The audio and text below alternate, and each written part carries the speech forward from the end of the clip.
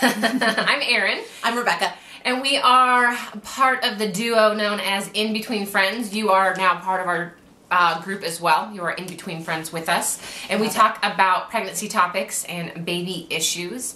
Currently, we are talking about something that I'm super interested in just because they are up in the ante. The larger I get, the more it's like, hey, babies are coming. So you might want to think about that. It's like impending doom. Again, the tidal wave. The tidal wave. And so we are talking about what to pack at the hospital, what to bring with you for your stay. And your stay could be as short as a night, and your stay could be as long as like 4 or 5. Yeah, totally. And mine is kind of up in the air because of the twin factor. We don't know if we're going to have a C-section or not. So I don't know how long my stay is and what I'm really going to need.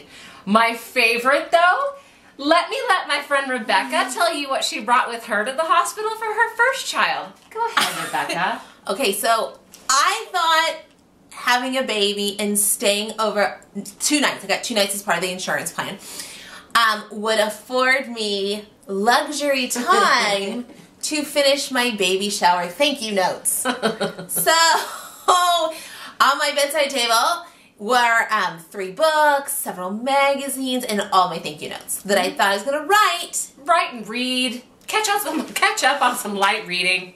You know, she just gave birth, but she's got time. Okay, this because the kid was my first. Literally, it was kind of like you just don't know. You don't know. I literally think I moved myself. I would have brought the kitchen sink if I could have. But however, to the hospital. My whole thinking is, I will never have another moment to myself, let alone to have an independent thought or communicate with my husband or loved ones. It will be baby, baby, baby, baby, baby all the time. She, however, had time to write she was going to write thank you notes. Oh my gosh. So let's meet in the middle somewhere, shall we? Let's be practical with actually what you should do. I think I would have loved to be at the nurse's station when the nurse came out of my room being like, get a load of her. I seriously wish I was there just to go, seriously. I mean, at that point I would have had no babies, and I still would have been seriously.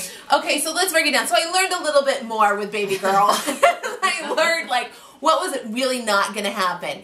So honestly, you're going to live, as soon as you check in, you are out of your clothes and you are in a hospital gown. You are completely naked from head to toe except that hospital gown and then some blankets on top of you. You don't need anything for delivery. You do not need anything in particular, even for recovery. The things that I would take with you is really comfy PJs. If you don't want to live in the hospital gown for a couple of days, go ahead and take comfy pajamas, but let me warn you, be ready to have them ruined. I just, with the kid, was on the phone holding him, and he had his first poop, which is nasty, tar-like poop. And it was literally everywhere. The nurse had to come in and change the sheets, the phone cord, it was everywhere. So in that, just make sure that these aren't things that you really care about. Go to the worst store that you can find, or go into your mom's closet or your own where you're like, these PJs have holes. You obviously don't know my mom. My mom has very nice things. She would not be happy if I took that. My mom would be like, I have 19 to choose from. So take comfy clothes. The other thing is your feet will get cold, and you're going to be padding around to the bathroom or even to the shower or down to the nursery to see. So go ahead and take slippers or socks with the no slip grips. You may be a little unbalanced. You're still in recovery that whole kind of period. The other thing is you could get a shower. I didn't realize that with my first one, so I brought thank you notes but no shower stuff, which is awesome for people who came to visit me. I'm going to bring highlighter and gloss and the eyelash curler. Yeah, just totally. kidding. She's not. So bring some shower stuff, things that'll make you feel pretty. There are people who come I know, like you were saying, I'll have my mom come and blow dry my hair. Do it. Yeah. Whatever, just bring comfort. And then I would say bring a comfort item. If you're really picky about a pillow, if you have a blanket, if you, for me, I love my iPod, especially in those quiet times. I just chill to music. Just anything that will bring that comfort home to you is great.